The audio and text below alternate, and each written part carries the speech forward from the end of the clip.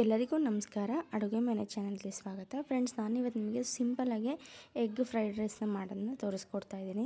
Egg fried rice ಕೂಡ ಅನ್ಬೋದು ಅಥವಾ ಎಗ್ ರೈಸ್ ಅಂತಲೂ ಅನ್ಬೋದು. ತುಂಬ ಈಸಿಯಾಗೆ ತುಂಬ ಕ್ವಿಕ್ಕಾಗಿ 5ರಿಂದ 10 ನಿಮಿಷದ ಒಳಗೆ ಮಾಡುವಂತಹದ್ದು. ನಾನಿಲ್ಲಿ 4 ಮೊಟ್ಟೆ, ಬೆಳ್ಳುಳ್ಳಿ ಹಾಗೆಯೇ ರೈಸು ತೊಗೊಂಡಿದ್ದೀನಿ. ಈಗ ಒಂದು ಬಾಣಲೆಗೆ ಎಣ್ಣೆ ಹಾಕ್ಕೊಂಡು ಬೆಳ್ಳುಳ್ಳಿನ ಒಗ್ಗರಣೆಗೆ ಹಾಕೋತಾ ಇದ್ದೀನಿ.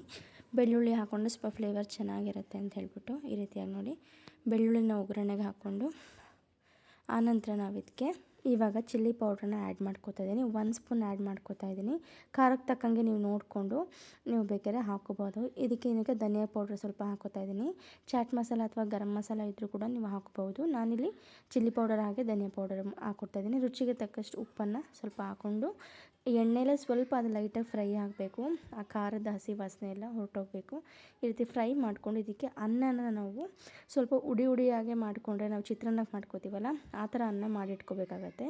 ಇವಾಗ ನೋಡಿ ಇದಕ್ಕೆ ನಾನು ಎಗ್ನ ಹಾಕೋತಾ ಇದ್ದೀನಿ. 3 ಮೊಟ್ಟೆ ಹಾಕೋತಾ ಇದ್ದೀನಿ. ಇಲ್ಲಿ ನಾವು ಇಬ್ಬರಿಗೆ ಆಗೋಷ್ಟು ಕ್ವಾಂಟಿಟಿ ಎಷ್ಟು ಮಾಡ್ತಾಯಿದ್ದೀನಿ. ಸೊ 3 ಮೊಟ್ಟೆನ ಆ್ಯಡ್ ಮಾಡ್ಕೋತಾ ಇದ್ದೀನಿ. ಸ್ವಲ್ಪ ಮೊಟ್ಟೆ ಜಾಸ್ತಿ ಬೇಕು ಅಂದರೆ ನೀವು ಇನ್ನೂ ಒಂದು 2-3 ಹಾಕೋಬಹುದು. ಸಣ್ಣ ಮಕ್ಕಳಿಂದ ಹಿಡಿದು ದೊಡ್ಡವ್ರವರೆಗೂ ತುಂಬಾ ಇಷ್ಟ ಆಗುತ್ತೆ. ಎಗ್ ರೈಸ್ ಅಂದರೆ ನಮ್ಮ ಮನೆಯಲ್ಲಿ ತುಂಬ ಕಾಮನ್ನಾಗಿ ಮಾಡ್ತೀವಿ. ತುಂಬ ಇಷ್ಟಪಟ್ಟು ತಿಂತಾರೆ. ಮಕ್ಕಳಿಗೆ ತುಂಬಾ ಫೇವ್ರೇಟ್ ಅಂತಲೇ ಹೇಳ್ಬೋದು. ಈ ರೀತಿಯಾಗಿ ನೋಡಿ ಸ್ವಲ್ಪ ಲೋ ಫ್ಲೇಮಲ್ಲೇ ಇಟ್ಕೊಂಡು ನಾವು ಈ ರೀತಿ ಕೈ ಆಡ್ತಾ ಇರಬೇಕು. ನಮ್ಮ ಸ್ಕ್ರ್ಯಾಂಬಲ್ಡ್ ಎಗ್ ಅಂತ ಮಾಡ್ತೀವಲ್ಲ, ಮೊಟ್ಟೆ ಎಲ್ಲ ಬಿಡಿ ಆಗೋವರೆಗೂ ಈ ರೀತಿಯಾಗಿ ಕೈ ಆಡ್ಕೊಡ್ತಾ ಇದ್ದರೆ ಹೀಟ್ಗೆ ಮೊಟ್ಟೆ ಎಲ್ಲ ಮೆಲ್ಟಾಗಿ ಬಿಡಿಯಾಗಿ ಸ್ಕ್ರ್ಯಾಂಬಲ್ ಟೈಪ್ ಆಗುತ್ತೆ. ಯಾರೆಲ್ಲ ನನ್ನ ಯೂಟ್ಯೂಬ್ ಚಾನಲ್ಲು ಹಾಗೆ ಫೇಸ್ಬುಕ್ ಚಾನಲ್ನ ಮೊದಲನೇ ಟೈಮ್ ನೋಡ್ತಾ ಇದ್ದಾರೆ ದಯವಿಟ್ಟು ಲೈಕ್ ಮಾಡಿ, ಸಬ್ಸ್ಕ್ರೈಬ್ ಮಾಡ್ಕೊಳ್ಳಿ, ಸಪೋರ್ಟ್ ಮಾಡಿ ಅಂತ ಕೇಳ್ಕೊತೀನಿ.